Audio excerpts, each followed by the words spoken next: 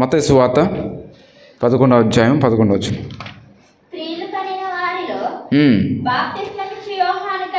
బాప్తిస్మిచ్చు యోహాను కంటే నిశ్చయముగా మీతో చెప్పుచున్నాను, అయినను పరలోక రాజ్యంలో అల్పుడైన వాడు అతని కంటే గొప్పవాడు. ఏముంది వాక్య లేఖనంలో? మత్తయి సువార్త 11వ అధ్యాయము 11వ వచనం. స్త్రీలు కనిన వారిలో బాప్తిస్మిచ్చు యోహాను కంటే గొప్పవాడు పుట్టలేదే నిశ్చయముగా మీతో చెప్పుచున్నాను. ఈరోజు మనం తెలుసుకునే అంశం ఏంటంటే, యేసుకు ప్రియమైన బోధకుడు ఎవరు? బాప్తిస్మిచ్చే యోహాను. యోహానులో ఉన్న 7 ఆత్మీయ లక్షణాలు ఈరోజు మనం తెలుసుకోబోతున్నాం. బాప్తిస్మిచ్చే యోహాను తనలో ఉన్న ఒక 7 ఆత్మీయ లక్షణాలు మొట్టమొదటి చూద్దాం. యోహాను సువార్త 1వ అధ్యాయము 19-23 వచనం. నీవు ఎవడవని అడుగుటకు యూదులు యెరూషలేము నుండి యాజకులను లేవీలను యోహాను నద్దకు పంపినప్పుడు అతడు ఇచ్చిన సాక్ష్యం ఇదే, ఎరుగనక ఒప్పుకొనెను, క్రీస్తును కానని ఒప్పుకొనెను. కాగా వారు, మరి నీవెవరవు? నీవు ఏలియావా అని అడగగా అతడు కానెనను. నీవు ఆ ప్రవక్తవా అని అడగగా కానని ఉత్తరమిచ్చు. కాబట్టి వారు, నువ్వెవరు? మమ్ము పంపిన వారికి మేము ఉత్తరం ఇవ్వాలని కనుక నిన్ను గూర్చి నీవేమి చెప్పుకుంటున్నావని అతను అడిగారు. అందుకు అతడు, ప్రవక్త అయిన యేషయా చెప్పినట్లు, నేను ప్రభు త్రోవ సరళము చేయుడి అని అరణ్యంలో ఎలుగెత్తి చెప్పు ఒకని శబ్దమని చెప్పాను. తనలో ఉన్న మొట్టమొదటి లక్షణం ఏంటంటే, తన పిలుపును గుర్తించి నెరవేర్చుటకు ముందుకు సాగెను. తన పిలుపును గుర్తించాడు. తనలో ఉన్న ఒక ఆత్మీయమైన లక్షణం ఏంటంటే, మొట్టమొదటిగా తన పిలుపుని ఏం చేశాడంట? గుర్తించి నెరవేర్చుటకు ముందుకు సాగాను. అది చూస్తే అదే వచ్చిన వాళ్ళు వచ్చి అడుగుతున్నారు. ఎవరు? ఆ లేవీయులు, యాజకులు, శాస్త్రులు వాళ్ళందరూ వస్తున్నారన్నమాట. వాళ్ళు బాగా పాండిత్యము, ఆ వాక్య లేఖనం బాగా పైనుంచి కిందాక చదివి కళ్ళు మూసుకుని నిద్రలో ఎట్లా కొట్టినా సరే మొత్తం యెషయా గ్రంథమో లేకపోతే పలానా టపటపట చెప్పేస్తారన్నమాట. అలాంటి బాగా పాండిత్యం, అలాగా బాగా విద్య, అలానే వాళ్ళకి బైబిల్లో లేఖనాల్లో ఎక్కడ ఏముందో మొత్తం వాళ్ళకి తెలుసు. ఆ యాజకులు కానీ లేవీయులు కానీ ఎవరి దగ్గర వచ్చారంట? యోహాను దగ్గరికి వచ్చారు. వచ్చి, నీవు ఎవడు అని అడుగుటకు యూదులు యెరూషలేము నుండి అలానే యాజకులు లేవీయుల నుండి యోహాను వద్దకు పంపినప్పుడు అతడికి ఇచ్చిన సాక్ష్యం ఇదే. అప్పుడు ఎరుగకనుక ఒప్పుకొనేను, క్రీస్తును కానని ఒప్పుకొనేను. నువ్వు క్రీస్తువా అన్నప్పుడు ఏమంటున్నాడు? నేను క్రీస్తును కాదయ్యా అంటున్నాడు. కాగా మరి నువ్వెవరు? నువ్వు ఏలియావా? నేను ఏలియాను కూడా కాదయ్యా. నువ్వు ప్రవక్తవా అని అడగగా కానని ఉత్తరం ఇచ్చింది. కాబట్టి నువ్వు ఎవరు? మమ్మ పంపిన వారికి మేము ఉత్తరం ఇవ్వము. మనం క్రీస్తువా అంటే కాదన్నావు, ప్రవక్తవా అంటే కాదన్నావు. నువ్వెవరు? అసలు నువ్వు ప్రవక్తవుడు కాదన్న, నువ్వెవరు? నువ్వు ఏలియావా అంటే ఏలియాని కాదన్నావు. మరి ఏదైనా ప్రవక్తవా అంటే ఏ ప్రవక్తను కూడా కాదన్న. నువ్వెవరు? మమ్మల్ని పంపిన వాడికి మేము ఏం చేయాలి? ఉత్తరం ఇవ్వాలి. వాళ్ళకి మేము చెప్పాలి. వాళ్ళు మమ్మల్ని పంపించారు నీ దగ్గరికి, వాళ్ళకి ఏమని మేము చెప్పాలి. అక్కడ ఏమంటాడు మాట? ఒక అద్భుతమైన చెప్తాడు. 23వ వచనం. అందుకు అతడు, ప్రవక్త అయిన యెషయా చెప్పినట్లు, నేను ప్రభువు త్రోవ సరళము చేయుడు అని అరణ్యంలో ఎలుగెత్తి చెప్పు ఒకని శబ్దము అని చెప్పాను. తాను పిలుపుని ఏం చేశాడు? అక్కడ గుర్తించాడు. అయ్యా నేను ఏలియాను, క్రీస్తువా? నేను క్రీస్తును కాదయ్యా. ప్రవక్త? అసలు ప్రవక్తను కూడా కాదయ్యా. ప్రభు మార్గంను సరళం చేసేవాడు, ఆయన మార్గంలో సిద్ధపరిచేవాడు. ఎలుగెత్తి చెప్పు ఒకని శబ్దమై నేను ఎలాంటి వాడు. కానీ చూస్తే ప్రభు సాక్ష్యం చెప్పాడు. ఏమని చెప్పాడు? నిన్న చూసాం కదా. స్త్రీలు కనిన వారిలో బాప్తిస్మిచ్చు యోహాను కంటే గొప్పవాడు పుట్టలేదు నిశ్చయముగా మీతో చెప్పుచున్నాను. స్త్రీలలో కనువారిలో బాప్తిస్మిచ్చు యోహాను కంటే గొప్పవాడు అలాంటప్పుడు మరి ఏలియా కంటే వాళ్ళందరికంటే గొప్పవాడని అర్థమే కదా, అంతే అర్థమే కదా. ఏలియా కంటే అలా ఉన్న ప్రవక్తల కంటే పుట్టాలి అంటే పుట్టారు అంటే వాళ్ళందరికంటే తక్కువ అని అర్థం, అంతే కదా. పుట్టలేదు అంటే దేవుడు అంత అద్భుతంగా తనను ఈ లోకం తీసుకొచ్చాడు, కానీ తను ఏం చేస్తున్నాడు అక్కడ? తగ్గించుకుంటున్నాడు. నేను శబ్దాన్ని, ప్రభు మార్గాన్ని సరళం చేసేవాడిని. అయ్యా నువ్వు ప్రవక్తవా అంటే నేను ప్రవక్తని అని చెప్పుకోలేదు. ఏమన్నాడు? అయ్యా నేను ప్రవక్తను కాదు, నేను ప్రవక్తను కాదు, దేవుడి మార్గాన్ని సరళం చేసేవాడు. అందుకని ఒక సేవకుడు చెప్పాడనమాట. సేవకుడు అంటే ఏంటంట, సువార్తికుడు అంటే ఒక సేవకుడు కానీ పోస్ట్ మ్యాన్తో సమానం అంట. దేంతో సమానము? Post man. ఎందుకు పోస్ట్ మ్యాన్ అంటే, ఒకప్పుడు ఫోన్లు ఎన్ని ఉండేవి కాదు, అన్ని ఉత్తరాలే. వాళ్ళు ఏమైనా రాస్తే అక్కడ రాసిన ఉత్తరం తీసుకొచ్చి వీళ్ళకి ఇచ్చేవాడు, అర్థమవుతుంది. లేకపోతే ఏదైనా కంపెనీలో కానీ ఏదైనా జాబ్లో కానీ ఏదైనా పనిలో ఏదైనా ఫాల్ట్ వస్తే, ఏదైనా ప్రమోషన్ ఇవ్వాలన్నప్పుడు, లేకపోతే ఏదైనా మనమేదైనా కంప్లైంట్ చేసినప్పుడు ఒక ఉత్తరాలు పంపించేవాళ్ళు రాసి, డౌట్లు ఉన్నా కానీ. అట్లా నేనంటే ఈ సేవకులు ఏంటంటే ఎక్కడి నుంచి? దేవుడి దగ్గర నుంచి ఒక వర్తమానం తీసుకొచ్చి ప్రజలకు ఇచ్చేవాడు. నేను ఒక శబ్దాన్ని ప్రభువా, నేను ఒక ప్రభు మార్గాన్ని, దేవుడి మార్గాన్ని నేను సరళం చేసేవాడు. నాకు దానికి మించి నాకు ఏ అర్హత నాకు అక్కడ లేదు అని తనలో ఉన్న ఆ గొప్ప లక్షణం. దేవుడి దగ్గరికి వెళ్ళి ప్రభువా నన్ను ఎందుకు పుట్టించావు అడిగా. ఒకసారి ఒక రీల్ పెట్టాం కదా, దేవా నన్ను ఎందుకు పుట్టించావు, ఎందుకు నన్ను ఈ లోకాన్ని తీసుకొచ్చావు, నా పట్ల నీ చిత్తం ఏంటి, నేను ఎందుకు ఇక్కడ ఉన్నాను, ఎందుకు నాకు ఇంత ఆయుష్ వచ్చింది. మీకు విషయం తెలుసా, మనకంటే చాలా తక్కువ వయసు వాళ్ళు చనిపోయారు చాలామంది. మనకంటే ఈవెన్ 20 సంవత్సరాల వాళ్ళు రీసెంట్గా చూసి 22, 23 సంవత్సరాలు కూడా హార్ట్ స్ట్రోక్స్ వచ్చినాయి. ఎంత వయసు వాళ్ళకి? 22, 20. వాళ్ళకంటే గొప్ప వాళ్ళమా, వాళ్ళకంటే శ్రేష్ఠులమనా? 20 సంవత్సరాలు, 30, 40 గొప్ప నాయకులు, సేవకులు కూడా, దేవుని బిడ్డలు కూడా చాలామంది కన్నుమూశారు. ఈరోజు మనకి దేవుడు మంచి ఆయుష్ను ఇచ్చాడు. నాకు ఏం లేదు అంటున్నారు కదా. ఈరోజు మన నాసికాంధ్రాలో ఊపిరి ఆడుతుంది కదా, అందుకంటే ఏం కావాలి? హాస్పిటల్కి వెళ్తే ఒక అతను కొనోపురుతో ఉన్నాడు అన్నమాట. కొనోపురుతో ఆ ప్రాణం ఎలా ఆడుతుంది, కొట్టుకుమిట్టాడుతుంది. ఆ కంప్యూటర్లో చూపిస్తూ ఉంటుంది కదా, ఎట్లా ఈసీజీలో వెళ్తున్నట్టు. అది చూస్తే అల్లాడిపోతున్నాడు అక్కడ తన ప్రాణం కొరకు. తను ఎవరని చెప్పి హిస్టరీ చేస్తే ఒక గొప్ప బిజినెస్ మ్యాన్ కొడుకంట, కొన్ని కోట్లు వస్తుంది. తనకు సంబంధించిన సెక్యూరిటీ కూడా హాస్పిటల్లో ఉన్నారు. తనకు రెడీగా కార్లు ఉన్నాయి, సపరేట్గా దానికి అంబులెన్స్ ఉంది. కేరళలో పంచి కట్టుకుని ఉన్నాడు అక్కడ. గొప్ప బిజినెస్ మ్యాన్. ఈ వాళ్ళు ఎక్కువ ఏంటంటే కేరళ వాళ్ళు ఏం చేస్తారంటే ఎక్కువ ఈ గోల్డ్ కానీ జోయా ఆలకాస్ ఉన్నాయి కదా, కొన్ని ఉంగరాలు కానీ ఎక్కువ వాళ్ళు బయట బిజినెస్ చేస్తూ ఉంటారు ఎక్కువ వాళ్ళు. ఇతర దేశాలు సౌదీ అరేబియా కానీ లేకపోతే దుబాయ్ కానీ ఎక్కువ చూస్తే చాలా దేశాలు కూడా కేరళైట్స్ ఎక్కువ ఉంటారు, మలయాళం పీపుల్ ఎక్కువ ఉంటారు. వాళ్ళు చాలా జ్ఞానంగా ఉంటారు, వాళ్ళు చాలా పొదుపు చేస్తూ ఉంటారు డబ్బుని. అలాంటి గొప్ప స్థితిలో ఉన్న ఆయన యవ్వనస్తులు 30 సంవత్సరాలు కూడా లేవంట. ఏం చేస్తున్నాడు అక్కడ? హాస్పిటల్లో కొట్టుకుమిట్లాడుతున్నాడు. ఎవరని చూస్తే తన గొప్ప బిజినెస్ మ్యాన్ కొడుకు. తనకు సంబంధించిన బిజినెస్ ప్రపంచం మన ఇండియాలో అన్ని రాష్ట్రాలు ఉన్నాయంట, తనకు సంబంధించిన బ్రాంచెస్ కూడా. అలాంటి వాడు హాస్పిటల్లో కొట్టుమిట్లాడుతున్నాడు. తనకి ఏం లేదు, అన్నీ ఉన్నాయి తనకి ఏం కావాలి అక్కడ? ప్రాణం, ఆయుష్. ఈరోజు దేవుడు మనకి ఇచ్చిందేంటి? ఆయుష్. ఇప్పుడు మనకి పలానా ఈ వ్యక్తి సహాయం చేసే ఉన్నాడు అనుకోండి, సహాయం చేసేవాడు మన దగ్గరికి వెళ్ళాం. ఆ వ్యక్తి దగ్గరికి వెళ్ళి నాకు సహాయం చేయమంటే తను ఏదో రకంగా ఆర్థికంగా సహాయం చేస్తున్నాడు. అలాంటి వ్యక్తిని ఇప్పుడు దూషిస్తూ తిడుతూ నువ్వు అంటుంటే ఇప్పుడు తనకు డబ్బులు ఇస్తాడా? ఈరోజు మనకు ఊపిరిచ్చిన వాడు ఎవరు? దేవుడు. మన ప్రాణాన్ని కాపాడేవాడు ఎవరు? దేవుడు. మనల్ని ఈరోజు నడిపించేవాడు ఎవరు? దేవుడు. ఈరోజు మన సజీవి లేకున్నామంటే దేవుడు. ఆయన పిలుపుని ఏం చేస్తున్నాం మనము? మర్చిపోతున్నాం. దేవుడు మనల్ని ఎందుకు సృష్టించాడు, ఎందుకు ఈ లోకానికి వచ్చావు ఎప్పుడన్నా ఆలోచించారా? నేను ఎందుకు పుట్టాను, అసలు నా జీవితానికి ఏంటి మర్మం ఏంటి?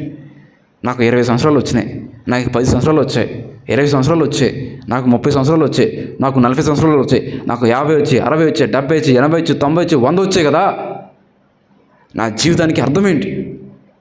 నేను ఏమై ఉన్నాను? నేను ఎందుకు పుట్టాను? నా పరిస్థితి ఏంటి? రేపొద్దున నేను చనిపోతే రేపొద్దున నేను ఎక్కడికి వెళ్తాను, నా ఆయుష్ ఎంతవరకు, ఏ సమయంలో ఏం జరుగుతుందో మనకు తెలియదు. అందుకని బైబిల్ ఉంది కదా, నీ ప్రాణము అడుగుచున్నాను, ఏం తిందుమో ఏం తాము ధరించుకొని చూస్తున్నావు కదా, ఇంకా అయిపోయింది.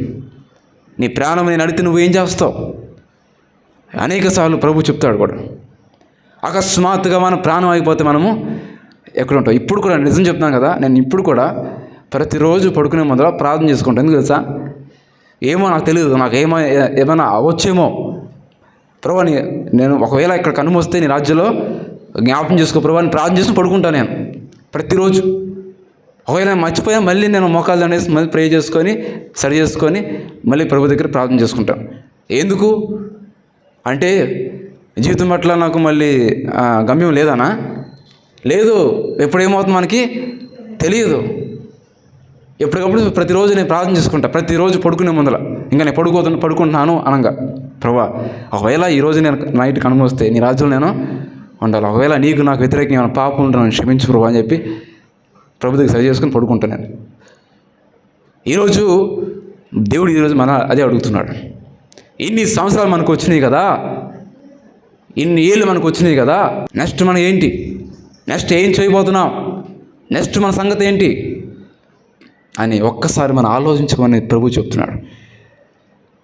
దేవుడు మనకిచ్చిన పిలుపు ఇన్ని సంవత్సరాలు అయింది కదా, దేవుడు ఇచ్చిన పిలుపుని గుర్తుందా? ఆయన ఎందుకు పిలిచాడని గుర్తుందా? ఆయన పట్ల ఉద్దేశం గుర్తుందా? ఇప్పటికే చాలామంది కూడా కొన్ని క్రిస్టియన్ హిస్టరీ చేస్తే పాపులేషన్లో కానీ ఎలా తీస్తారో అట్లానే ఎంతమంది దేవుని చిత్తం తెలుసుకున్నారు, అందులో కనీసం ఒక 60-70% కూడా దేవుని చిత్తాన్ని తెలుసుకున్న వారే ఉన్నారంట. వాళ్ళు మందిరంకి వెళ్తారు, వాక్యం వింటారు, ప్రార్థన చేస్తారు, కానీ ప్రభువా నా పట్ల నీ చిత్తం ఏంటి, తను ఎందుకు రూపించుకున్నావు, నీ పిలుపుని గుర్తుందా, నేను ఎందుకు రక్షించాను నీకు గుర్తుందా, ఒకప్పుడు నువ్వు ఎలాంటి స్థితిలో ఉన్నావు నీకు గుర్తుందా, ఒకప్పుడు నువ్వు ఎలాంటి స్థితిలో నువ్వు వెనక్కి వెళ్ళిపోయినా గుర్తుందా, ఇప్పుడు నువ్వు రక్షించబడ్డావు, ప్రభు తెలుసుకున్నావు, దేవుని నా మందిరానికి వస్తున్నావు, నువ్వేం చేయబోతున్నావు, నెక్స్ట్ సంగతి ఏంటి అని మనం గుర్తించాలని చెప్పి ఈరోజు ప్రభు చెప్తున్నాడు. బాప్తిస్మం ఇచ్చే యోహానులో ఉన్న లక్షణం ఏంటంటే తన పిలుపును గుర్తించాడు. నువ్వు ప్రవక్తవా అంటే కాదు, ఏలియావా కాదు, నువ్వు క్రీస్తువా కాదు, మరి నువ్వెవరు? నేను ప్రభు మార్గమును సిద్ధపరిచేవాడును, సరళం చేసేవాడు, ఒక శబ్దాన్ని అని తను తగ్గించుకుంటూ తన పిలుపును గుర్తిరిగాడు. ఈరోజు మన పిలుపును మనం గుర్తెరగాలి. దేవుడు మనల్ని ఎందుకు పిలిచాడని గుర్తెరగాలి. మనల్ని ఎందుకు పిలిచాడు, ఎందుకు మనల్ని ఇక్కడ తీసుకొచ్చాడు, ఎందుకు మనం రక్షించుకున్నాడు, ఎందుకు అది చూపించాడు ఆ రోజున అని మనం దేవుడిని ఆయన మనం చూపించిన దాన్ని ఒక్కసారి ప్రభుని ఏం చేయాలి, మనం అడిగి దాని ప్రకారం మనము నడవాలి. తనలో ఉన్న ఆత్మీయ లక్షణం అది. ఏదో బాప్టిజం ఇచ్చి యోహాను సిద్ధపడండి ఫైర్ అని చెప్పి అని మాత్రమే కాదు, తనలో ఉన్న కొన్ని లక్షణాలు, అద్భుతమైన లక్షణాలు ఉన్నాయి. అసలు చెప్పాలంటే తను ఎంత రోషంగా సువార్త చెప్పేవాడు, రోషంగా దేవుని వాక్యం చెప్పేవాడు. ఏలియా బాప్టిజం ఇచ్చే వాళ్ళిద్దరికీ దగ్గర లక్షణాలు ఉంటాయి. అసలు వాళ్ళు మొహమాట పడరన్నమాట, కాంప్రమైజ్ అవ్వరు. ఉన్నది ఉన్నట్టుగా వింటారా వినండి, వెళ్ళిపోతారా వెళ్ళిపోండి, నేను మాత్రం ఉన్నది ఉన్నట్టు చెప్తాను అని. అది చాలా అరుదుగా మనం చూస్తాం బైబిల్లో. ఆ అరుదుగా చూసే వాళ్ళు ఒక వ్యక్తి ఎవరు, బాప్తిస్మం ఇచ్చే యోహాను. తనలో ఉన్న ఆ పిలుపు. ఈరోజు మన పిలుపుని మనం గుర్తెరగాలి. దేవుడు మనల్ని ఎందుకు పిలిచాడు, ఇన్ని సంవత్సరాలు మనల్ని ఎందుకు దేవుడు రక్షించాడు, ఎందుకు మనం కాపాడుతూ ఉన్నాడు, తర్వాత మనం ఏం చేయాలి, ఎక్కడికి వెళ్ళిపోతున్నాం అని సమస్తం కూడా మనము గుర్తెరగాలి అని దేవుడు ఈరోజు కోరుకుంటున్నాడు. రెండవది మత్తయి సువార్త 3వ అధ్యాయము 1వ వచనం. ఆ దినముల యందు బాప్తిస్మం ఇచ్చే యోహాను వచ్చి పరలోక రాజ్యము సమీపించున్నది, మారు మనసు పొందులని ఉదయ అరణ్యంలో ప్రకటించుచుండెను. తనలో ఉన్న ఇక రెండో లక్షణం ఏంటంటే దేవునితో సన్నిహిత సంబంధం కలిగి ఉన్నాడు. దేవునితో సన్నిహిత సంబంధం కలిగి ఉన్నాడు. దానికి ఎక్కడంటే ఉదాహరణ అదే మాటలు కూడా ప్రభు కూడా చెప్తాడు, అది కూడా చూద్దాం. మత్తయి సువార్త 4వ అధ్యాయము 17వ వచనం. బాప్తిస్మ ఇచ్చే యోహాను ఏం మాటలు చెప్పాడు అదే మాటలు కూడా ప్రభువైన యేసు ప్రభు కూడా అదే మాట చెప్తారు. 4వ అధ్యాయం 17వ వచనం మత్తయి సువార్త.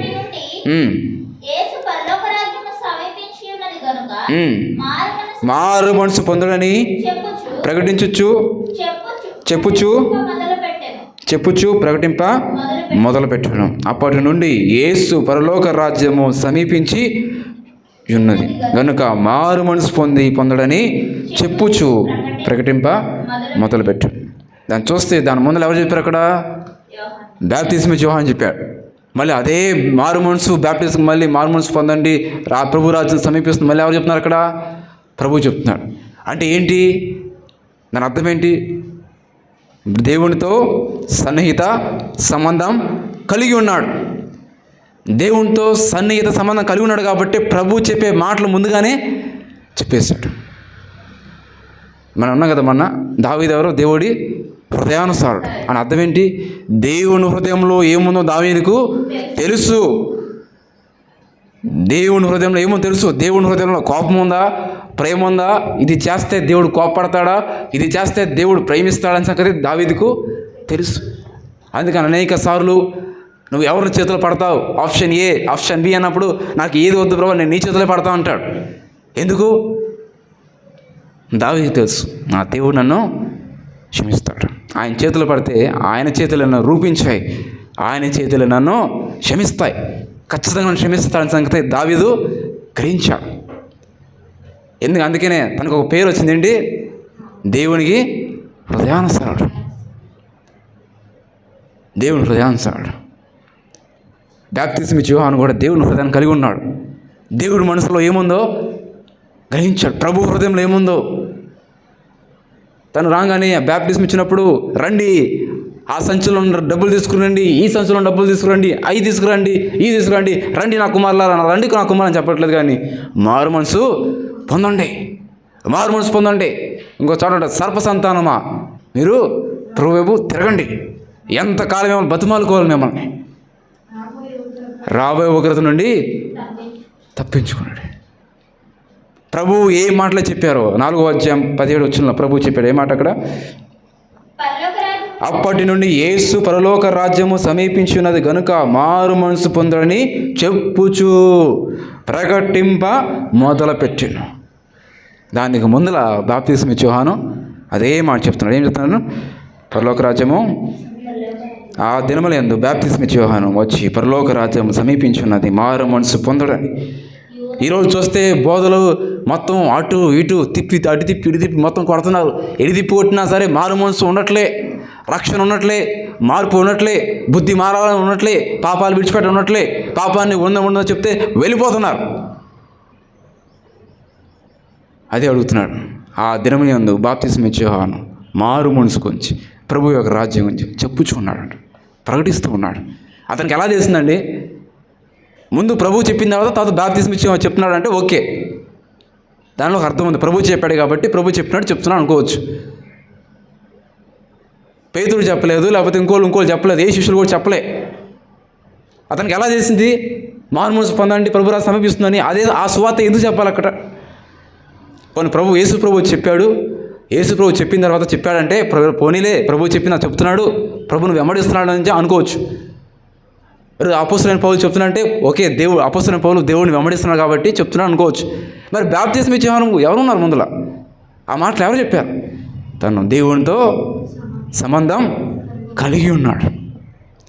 దేవునితో సంబంధం కలిగి ఉన్నవారు వాళ్ళ హృదయంలో వాళ్ళ మాటల్లో ఏముంటుందంట? దేవుడి మాటలు ఉంటాయి. దేవుడు చెప్పాలనుకున్న మాటలు వాళ్ళ హృదయంలో ఉంటాయి. ఈరోజు దేవుడు కోరుకునేది, తనలో నేర్చుకోవాల్సిన రెండో ఆత్మీయ లక్షణం దేవునితో సంబంధం కలిగి ఉండాలి. దేవునితో సంబంధం కలిగి ఏముంటుందండి అంటే, దేవునితో సంబంధం కలిగి ఉంటే దేవుడు చెప్పాలనుకున్న మాటలు నీ హృదయం ద్వారా అయినా చెప్తాడు, నీ ద్వారా చెప్తాడు, నీకు బయలుపరుస్తాడు. అంటే దేవుడు ప్రభు యోహానికి బాప్తిస్మ ఇచ్చే యోహానికి బయలుపరిచాడు కదా. నువ్వు దేవునితో సంబంధం కలిగి ఉంటే రాబోయే దాని గురించి కాదు, ముందు జరగబోయే దాని గురించి కానీ, నీ జీవితంలో ఏం జరగబోతుందో సమస్తం కూడా దేవుడు ముందుగా నీకు బయలుపరుస్తాడు. అందుకే వాక్యం ఉంది కదా, రహస్యమైన గూఢమైన సంగతులు నీకు తెలియజేస్తాడు. ఎప్పుడైతే నువ్వు ప్రభువు దగ్గరికి వస్తావో, ఆయనతో సంబంధం కలిగి ఉంటావో, ఆయనతో రిలేషన్, ఆయనతో దగ్గర సంబంధం కలిగి ఉంటావో, ఏం జరగబోతుందో, ఆయన హృదయం ఎలా ఉంటుందో, ఆయనేమో పైనుంచేమో మారండి మారండి మారండి హృదయం కలిగి ఉంటాడు. వీళ్ళేమంటారు కింద నుంచి, మీరు మారొద్దు మరలా వెళ్ళండి, మరలా నార్మల్గా ఉండండి అని చెప్తూ ఉంటారు. ప్రభు హృదయాన్ని కలిగిన వారు దేవుడు ఉన్నట్టుగా చెప్తారు. ఆ మాట ప్రభు దగ్గర నుంచి వచ్చిన తర్వాత ఆ మాట బయలుపరుస్తుంది. ఈరోజు అట్టి హృదయం, దేవునితో సంబంధం కలిగిన హృదయం కలిగి ఉండాలి, దేవునితో సంబంధం కలిగి ఉండాలని చెప్పి దేవుడు కోరుకుంటున్నాడు. ఈరోజు దేవుడు ఏం కోరుకుంటున్నాడో కూడా తెలియట్లేదు. దేవుడు కోరుకునేది ఆయనతో సంబంధం కలిగి ఉండాలి అని. తర్వాత మనం ముందు చూద్దాం. ఈ యోహాను ఒంటె రోమును వస్త్రమును మొల చుట్టూ తోలు దట్టియు ధరించుకున్నవాడు, మిడతలను అడిగితేనే అతనికి ఆహారము. తనున్న మూడోది లక్షణం అంటే సామాన్యమైన జీవన శైలి. ప్రభు చెప్తున్నాడు, స్త్రీలో పుట్టినవాడు ఇలాంటి వాడు కూడా ఇంకెవరు పుట్టలేదు, ఇలాంటి వాడు గొప్పవాడు. ఏమన్నా వచ్చిన వాళ్ళు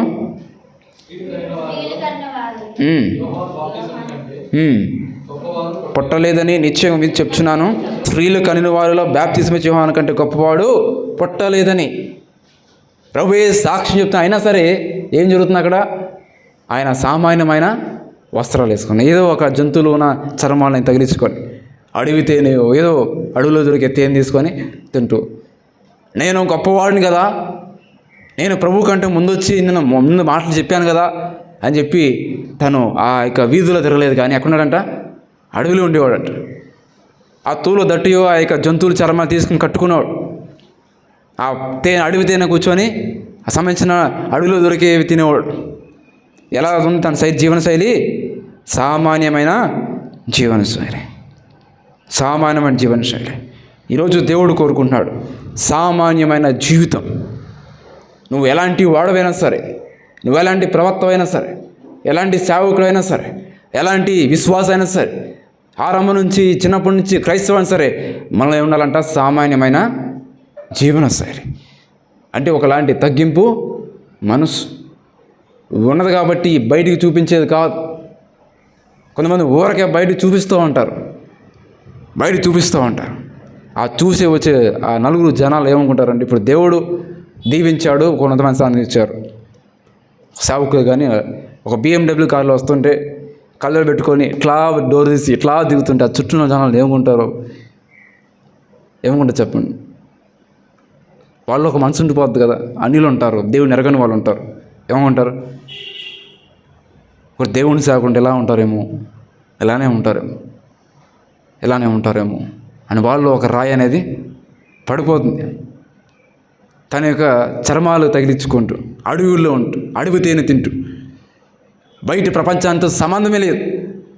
బయట వార్తలు ఏం జరుగుతున్నాయి, బయట రాజకీయాలు ఏం జరుగుతున్నాయి, అక్కడ ఏం జరుగుతుంది, ఎక్కడ ఏం జరుగుతుందని తనకి ఏ సంబంధం లేదు. ఎక్కడున్నాడు? అడవిలో ఉన్నాడు, అరణ్యంలో ఉంటూ అక్కడ దొరికే వస్త్రాలు వేసుకొని అడవి తేనె తింటూ బతుకుతున్నాడు. దేవుడు తనకి ఇచ్చిన పని చేస్తూ ఉన్నాడు, అరుస్తూ ఉన్నాడు, కేకలు వేస్తున్నాడు, మారు మనసు పొందండి, ప్రభువురా సమీపిస్తుంది. తనకి ఏమి ఉందో తనకి ఏం లేదో పట్టించుకోవట్లే, కానీ దేవుడు చెప్పిన బానే చేస్తున్నాడు. సామాన్యమైన జీవన శైలి తనలో నాకు అద్భుతమైన 3 లక్షణం. ప్రతి సేవకుడు కానీ, ప్రతి విశ్వాసి కానీ, ప్రతి దేవుని బిడ్డకు ఉండాల్సింది సామాన్యమైన జీవన శైలి. 10 మంది నన్ను చూడాలి అని మనసు ఉండకూడదు అని దేవుడు ఈరోజు యోహాను ద్వారా మనకి చెప్తున్నాడు. అలాంటి సామాన్యమైన జీవనశైలి నీకున్నా లేనట్టుగానే ఉంటాం. చుట్టూన్న 10 మంది కూడా నాకుంది అని కనపడాల్సిన అవసరం లేదు. చూస్తే కొన్ని దేశాల్లో కూడా ఒక్కోసారి ఒక మందిరంలో ఒకసారి దేవుడి మందిరంలోకి ఒక కలెక్టర్ వచ్చాడంట. కలెక్టర్ వచ్చి ముందు కూర్చున్నాడంట. ఎక్కడ కూర్చున్నారు? ముందు కూర్చున్నారు. అందరూ బాగా వెనకాల కుర్చీలు ఉన్నాయి, ముందు కొంచెం చాపలు ఉన్నాయి. ఆయన కుర్చీల దగ్గర కూర్చోకుండా కొంతమంది కింద పట్టమే కూర్చుంటే ఆయన కూడా వచ్చి సామాన్యం బట్టలు వేసుకొచ్చి ఆడ కూర్చున్నాడంట. ఆడ కూర్చుంటే చుట్టూ మనుషులు ఎవరికి అంత గుర్తు ఎరగలేదు అతను, ఎందుకంటే అతను వచ్చిన బట్టలు కూడా సామాన్యమైన బట్టలు వేసుకొచ్చాడు. అసలు ఈ బట్టలు ఎవరైనా అంటే జస్ట్ రఫ్ అండ్ టఫ్గా వాడే బట్టలు ఉంటాయి కదా కొన్ని, అవి వేసుకొచ్చాడు. అసలు కలెక్టర్ అనే సంగతి కూడా ఎవరికి తెలియదు. వచ్చి అందరి మధ్యలో కింద కూర్చున్నాడు వేరే రాష్ట్రంలో. అయితే కూర్చున్నాడంట, బాగానే ఉంది. అందరూ చూస్తున్న జనాలు సరే మామూలుగా వ్యక్తి అనుకున్నారు. కానీ ఎవరు అతను కలెక్టర్ని గుర్తించిన వ్యక్తి ముందు కూర్చున్నాడు. వరకు వెనక్కి తిరిగాడంట. వెనక్కి తిరగానే ఏమన్నాడంట, సార్ బియ్యం ఎక్కున్నారు, పైన కూర్చొని అన్నప్పుడు పాస్టర్ గారికి సైకిల్ చేసినప్పుడు ఆ పాస్టర్ గారు వచ్చి కలెక్టర్ గారు కింద కూర్చున్నారంట, కుర్చీ అని చెప్పు. ఆ కుర్చీ వేస్తుంటే ఆ పాస్టర్ గారు సైకిల్ చేస్తాడు, ఆ కుర్చీ వేయద్దు, నేను కింద కూర్చుంటాను. చెవులు అడుగుతున్నారు, ఎందుకండి మీరు పెద్దవాళ్ళు కదా, రండి కూర్చున్నట్టు. స్టేజ్ ఎక్కండి ఎక్కడం. ఏమైంది, ఎందుకు అని వాళ్ళందరూ అడుగుతుంటే అది ఒకనే చెప్పాడు, నేను కూడా అందరితో పాటు సమానుని. నేను అక్కడికి వెళ్ళినప్పుడే కలెక్టర్ని, ఇక్కడికి రానప్పుడు దేవుని పిల్లలు, నేను కూడా ఒక్కడినే. అక్కడికి వెళ్ళగానే కలెక్టర్ ఏమో, ఇక్కడ కూడా నేను దేవుడి మందిరంలో నేను కూడా దేవుని పిల్లవాడిని, నేను కూడా విశ్వాసిని, నాకు కూడా రైట్స్ ఉన్నాయి, నేను కింద కూర్చుంటాను అని చెప్పి అంటున్నాడట. తనలో ఉన్న మనసు ఏంటంటే సామాన్యమైన జీవన శైలి. అందులో ఉన్న గొప్పదనం, గొప్ప లక్ష్యం అది. ఏమీ లేనప్పుడు గొప్పగా ఉండడం గొప్పతనం కాదు, అన్నీ ఉన్నప్పుడు ఏమీ లేనిగా ఉండడమే గొప్పతనం. ఒక వ్యక్తికి ఉండాల్సింది ఆత్మీయ మెట్టు, మూడో లక్ష్యం ఏంటంటే సామాన్యమైన జీవన శైలి. 4వది చూద్దాం. లూకాసు 3వ అధ్యాయము 7-8 వచ్చిన. అతడు తన చేత బాప్తిస్మం పొందవచ్చుమని జన సమూహములను చూచి, సర్ప సంతానమా, రాబో ఉగ్రతను తప్పించుకుంటకు మీకు బుద్ధిని చెప్పిన వాడు ఎవడు? మారు మనసు తగిన ఫలము ఫలించుడి. అబ్రహాము మాకు తండ్రిని మీలో మీరు అనుకొని మొదలుపెట్టుకొని వద్దు. దేవుడు ఈ రాళ్ళ వలన అబ్రహామునకు పిల్లలను పుట్టింపగలని మీతో చెప్పుచున్నాను. తనలో ఉన్న 4వ లక్ష్యం ఏంటి? సత్యము చెప్పుటకు ఎంతో ఇష్టపడ్డాడు. అక్కడ బాప్తిస్మం ఇచ్చేవాడు, సర్పసంతానమా మీరు ఎంతకాలం మీరు ఉంటారు మారకుండా, ఎంతకాలం మీ హృదయం కఠినపరుచుకుంటారు, మీ మనసు మార్చుకోండి, రూపాంతరం చెందండి, రాబోయే ఉగ్రతను మీరు తప్పించుకున్నట్టు. వాళ్ళు అనుకుంటున్నారంట, ఏమని ఒకరు మనసులో అనుకుంటున్నారంట, అబ్రహాం సంతానము, మాకు అబ్రహాం తెలుసు, ఇస్సాకు తెలుసు, యాకోబు తెలుసు, వాక్యంలో మాకు అన్ని లేఖనాలు తెలుసు, నువ్వెవడో మాకు చెప్పేదని చెప్పి మనసులో అనుకుంటున్నారంట. అప్పుడు ఆ మాట చెప్తే ఏమని, మారు మనసు తగిన ఫలము ఫలించి అబ్రహాము మాకు తండ్రిని మీరు మీలో అనుకున్న మొదలు పెట్టుకొని వద్దు. వాళ్ళు అనుకుంటున్నారు మనసులో, అబ్రహాము మాకు తెలియదా, మాకు ఆ వాక్యాలు తెలియవా, ఆ లేఖనాలు మాకు తెలియవా, చెప్పేవాడు వచ్చాడు అనుకుంటున్నారంట. దేవుడు ఈ రాళ్ళ వల్ల అబ్రహాం పిల్లలను కూడా పుట్టింపగలని మీతో చెప్పుచున్నారు. మిమ్మల్ని కాకపోతే దేవుడు ఇంకోళ్ళు వాడుకుంటాడు ఇండైరెక్ట్గా. దేవుడు ఆయన కావాలనుకుంటే రాళ్ళ నుంచి కూడా పిల్లలను తీసుకురాగలడు. ఈరోజే మనం లేకపోతే ఏదో ఆగిపోతుంది అనుకోవద్దు, ఏమీ లేదు.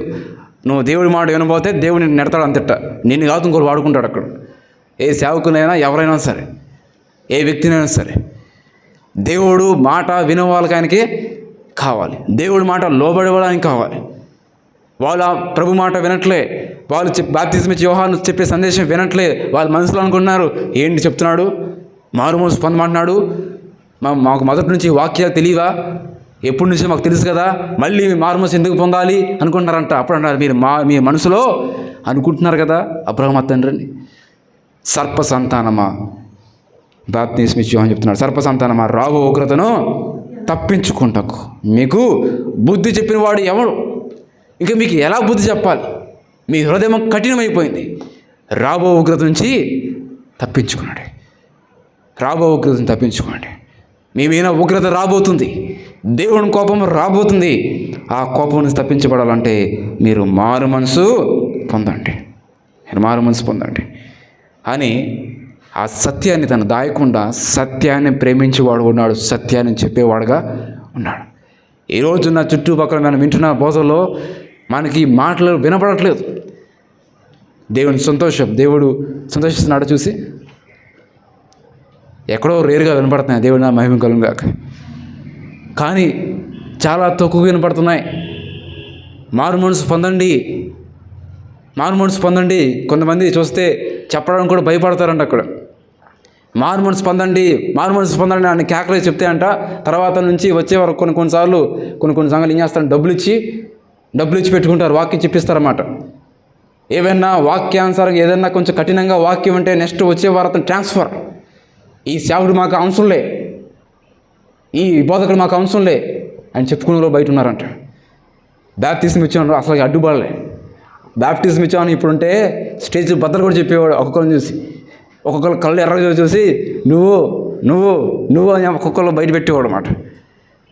ఎదురు చూస్తే కొన్ని మనం బిల్లీ సండే కానీ బిల్లీ గ్రహం అంటే ముందల వాళ్ళు ఏం చేసేవాళ్ళంటే స్టేజ్ మీద దూకేవాళ్ళంట. ఆయన ఫుట్బాల్ ప్లేయర్, వాలీబాల్ ప్లేయర్స్ కొంతమంది ఉండేవాళ్ళు. బిల్లీ సండే కానీ దాని ముందు వచ్చిన వాళ్ళు క్లిఫ్ అని ఒక ఆయన ఉన్నాడు. వాళ్ళు ఏం చేసేవాళ్ళంటే స్టేజ్ దగ్గర వచ్చినప్పుడు వాళ్ళు కాలు స్థిరంగా ఉండేవి కాదంట. ఆ బల్లలు గుద్ది ఆ స్టేజ్ ఎక్కి చెప్పేవాళ్ళంట, పులిపేట ఎక్కి చెప్పేవాళ్ళంట, డ్యాన్స్ చేసుకుని చెప్పాలంట. వాళ్ళున్న ఆ మంట, ఆ ఆత్మ లాంటిది, ఆ ఫైర్ అగ్ని అలాంటిది. నువ్వు నాన్న పర్లేదు దేవుని క్షమిస్తాడు. పాపం ఉంటున్నావా, ఉండి ఇట్లానే ఉండు, ఇంకా అట్లా ఉండి పెరకపోయి నరకానికి వెళ్ళిపో అని చెప్పే బోధగా మారు మనసు పొందండి. సర్ప సంతానమా, అక్కడ వచ్చిన వాళ్ళు గొప్ప వ్యక్తులు వచ్చారు అక్కడ. అందుకని ఆ మాట ఉంది. వాళ్ళు అనుకుంటున్నారంట అబ్రహాం సంతానం వచ్చిన వాళ్ళు, అబ్రహాం మా తండ్రి, వీళ్ళు మా తండ్రి, వాళ్ళు మా తండ్రి మనసు అనుకుంటున్నారు. మేము ఎంతకాలమో ఒకసారి ఉంటుంది, ఎంతకాలం మిమ్మల్ని భరించాలని ఉంటుంది.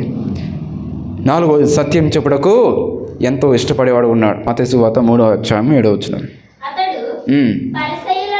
పరిసయ్యులోను సద్దూకయ్యులోను అనేకులు బాప్తిజం పొందవచ్చు చూచి సర్ప సంతానమా రాబో ఉగ్రతను తప్పించుకుంటకు మీకు బుద్ధి చెప్పిన వాడు ఎవడో, మారు మనసు తగిన ఫలము ఫలించుడే. నువ్వు ఎవరు చెప్పినా వినట్లేదు కాబట్టి ఈరోజు నీకు బుద్ధి చెప్పాడు ఎవడు అని చెప్పి దేవుడు చెప్తున్నాడు. కేకలేస్తున్నాడు, పిలుస్తున్నాడు, ప్రేమిస్తున్నాడు. ఎంతమంది సేవకులు నీకు ఎందుకు పంపించాను? నా మాట విన్నావా? వినలే. ఎన్నిసార్లు వాక్యాలు నీకు వినిపించాను, విన్నావా? వినలేదు. ఎన్నిసార్లు నీకు గద్దించాను, విన్నావా? లోపడలేదు. ఎన్నిసార్లు పశ్చాత్తపడమని చెప్పాను, పశ్చాత్తపడ్డావా? పడలే. ఇంకా ఎలా నీకు బుద్ధి చెప్పాలి? ఏ విధంగా నీకు బుద్ధి చెప్పాలి? సర్ప సంతానమా, మీరు మారు మనసు పొందండి, రాబో ఉగ్రత నుంచి తప్పించడం. మీకు బుద్ధి చెప్పినవాడు ఎవడు? ఈరోజు మారు మనసు తగిన ఫలము ఫలించడం ఉంది. మారు మనసు తగిన ఫలము లేదు ఈ రోజుల్లో. మారు మనసు తగిన ఫలమే లేదు ఈ రోజుల్లో. మారు మనసు తగిన ఫలమే లేదు. అందుకనే బైబిల్లో ఉంది కదా, కడపటివాడు అవుతాడు. కడపటివాడు ఏమవుతాడంట? మొదటివాడు అవుతాడు. నేను ముందున్నా కదా నువ్వు వెనకెళ్ళిపోయావు దేవుళ్ళ నుంచి. సాతాను ఈడ్చుకుని వెళ్ళిపోయాడు నిన్ను. మారు మనసు తగిన ఫలము ఫలించండి. తన సత్యాన్ని దాచిపెట్టకుండా ఉన్నట్టుగా చెప్పాడు. కొలంబియాలో ఉన్న 7 యవనస్తులకి పరలోక నరకం చూపించాలని చెప్పి నరకం వైపు వెళ్ళినప్పుడు వాళ్ళు అనుకుంటున్నారంట, నరకులు కాదే వాళ్ళు. ఏమని? పలానా జాన్ ఉన్నాడే, పలానా వ్యక్తున్నాడే, నాకెందుకు ఈ స్వార్థ చెప్పలేదు, ఎందుకు నరకంకి వెళ్తాను చెప్పలేదు, ఎందుకు అబద్ధాలు అడగని చెప్పలేదు, ఎందుకు ఈ లంచాలు తీసుకోవద్దని చెప్పలేదు, ఎందుకు ఈ మోసాలు చేయకూడదని చెప్పలేదు చెప్పి ఆయన తిట్టుకుంటున్నాడంట. ఈరోజు అవన్నీ ఉండకూడదని చెప్పి వాక్యం ఈరోజు స్పష్టంగా మనతో మాట్లాడుతుంది. ఇంకా నాకు ఇది చెప్పలేదు, అది చెప్పలేదు లేదు. ఇంకా దేవుడిని అన్నీ బయలుపరుస్తున్నాడు. ఇందులో దాపరికం అనేది ఏది కూడా లేదు. నువ్వు మారు మనసు పొందుతావా, ఫలిస్తావా, అప్పుడు నీకు పరలోకం. నువ్వు ఎవరైనా సరే, నువ్వు మారు మనసు పొందకుండా, మారు మనసు పొంది ఫలం లేకపోయినా నువ్వు లోకానుసారంగా జీవిస్తే నీకు పరలోక రాజ్యానికి హక్కుదారు కాదు అని దేవుడు అంటున్నాడు. 4వది చూద్దాం. మత్తయి సువార్త 3:10-11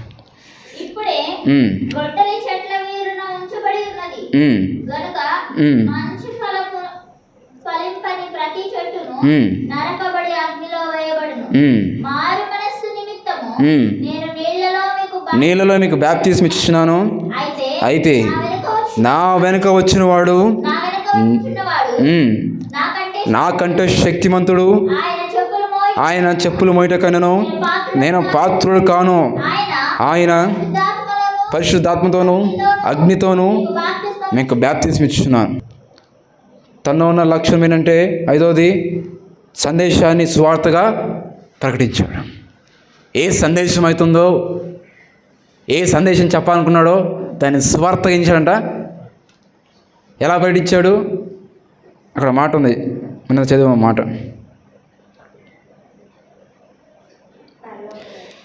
11వ వచనం, మారు మనసు నిమిత్తము నేను నీళ్ళలో మీకు బాప్తిస్మం ఇచ్చుచున్నాను, అయితే నా వెనుక వచ్చుచున్న వాడు నాకంటే శక్తిమంతుడు. ఆయన చెప్పులు మోయుటకు నేను పాత్రను కాను, ఆయన పరిశుద్ధాత్మతో అగ్నితో మీకు బాప్తిస్మం ఇచ్చున్నాను. ఆ సందేశాన్ని ఎలా చెప్తున్నాడు? సువార్త, రక్షణ పొంది బాప్టిజం పొందండి. అదేంటిది? సువార్తలో భాగం అది. తను సందేశాన్ని ఎలా చెప్తున్నాడు? ఆ సందేశాన్ని సువార్తగా మార్చేశాడు. అక్కడ ఈరోజు మనం మాట్లాడే సందేశం ఎట్లా ఉండాలంట? జస్ట్ మాట్లాడుతున్నాడు అంతా. అక్కడ తన మాటలను కూడా స్వార్థగా మార్చేశాడు. ఈరోజు మన మాటలు ఏముండాలి? స్వార్థ ఉండాలి. మన మాటల్లో బూతులు ఉండాలా? మన మాటలో ఏముండాలి? గుణుడు ఉండాలా? స్థునుడు ఉండాలా? ఏముండాలి?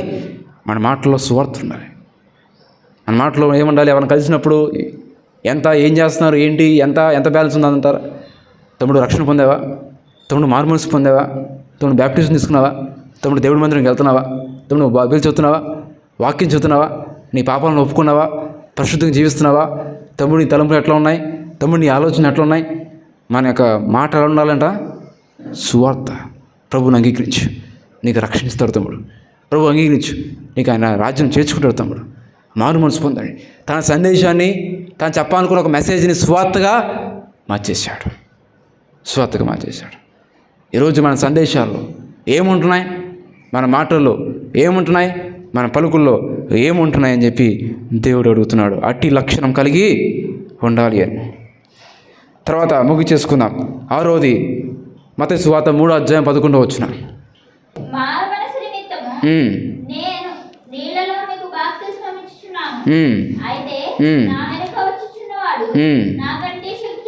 నాకంటే శక్తిమంతుడు, ఆయన చెప్పులు మోయుటకు నేను పాత్రుడును కాను,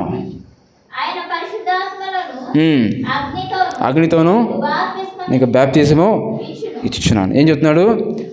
అయితే నా వెనక వచ్చుచున్నవాడు నాకంటే శక్తిమంతుడు, ఆయన చెప్పులు మోయుటకు ఆయన పాత్రుడు నేను కాను. ఆయన చెప్పులు మోయుటకు నేను పాత్రుడు కాను. నా వెనక వచ్చేవాడు శక్తిమంతుడు. తర్వాత చూస్తే ఇంకో మాట ఉంటుంది. యోహాను సువార్త 3:29-30 వచ్చిన కూడా, ఈ నా సంతోషం పరిపూర్ణమైనది, ఆయన హెచ్చవలసినది, నేను తగ్గవలసినది. దేవుని మహిమ కలుగును గాక. ఆ మాట బాప్టిజం ఇచ్చేవాడు ఒక్కడ మాత్రమే చెప్పాడంటే, ఎవరు ఆ మాట చెప్పలేకపోయారు. ఆయన హెచ్చవలసినది, నేను తగ్గవలసినది. వ్యక్తిగత ఘనత పట్ల ఆసక్తి లేనివాడుగా ఉన్నాడు. ఈరోజు పేరు ప్రఖ్యాతులకు, పేర్లకి, వాటికి ప్రాకులాడేవాడుగా ఉంటున్నారు. అలాంటి లక్షణం కలిగి వాడుగా బాప్టిజం ఇచ్చిన వాళ్ళలో లేదు. వ్యక్తిగత ఘనత పట్ల ఆసక్తి లేనివాడుగా ఉన్నాడు. ఆయన హెచ్చవలసినది, నేను తక్కవలసినది. ఆయన చెప్పులు ఇప్పుడు కూడా నేను తగినవాడిని కాదు. నేను ఒక స్వరాన్ని, నేను ఒక శబ్దాన్ని, నేను ఒక మార్గాన్ని. నువ్వు ప్రవక్తవా? నేను కాదయ్యా. నువ్వు ఏలియావా? నేను కాదయ్యా. నువ్వు ఏదైనా పెద్ద సేవకుడువా? నేను కాదయ్యా. నువ్వెవరు? నేను ఒక శబ్దానయ్యా. ప్రభువు చెప్పులు ఇవ్వడానికి కూడా తగినవాడిని కాదయ్యా. తను తాను తగ్గించుకున్నాడు. అందుకని బైబిల్ ఉంది కదా, తను తాను తగ్గించుకున్నవాడు హెచ్చించబడినవాడు తగ్గించబడను.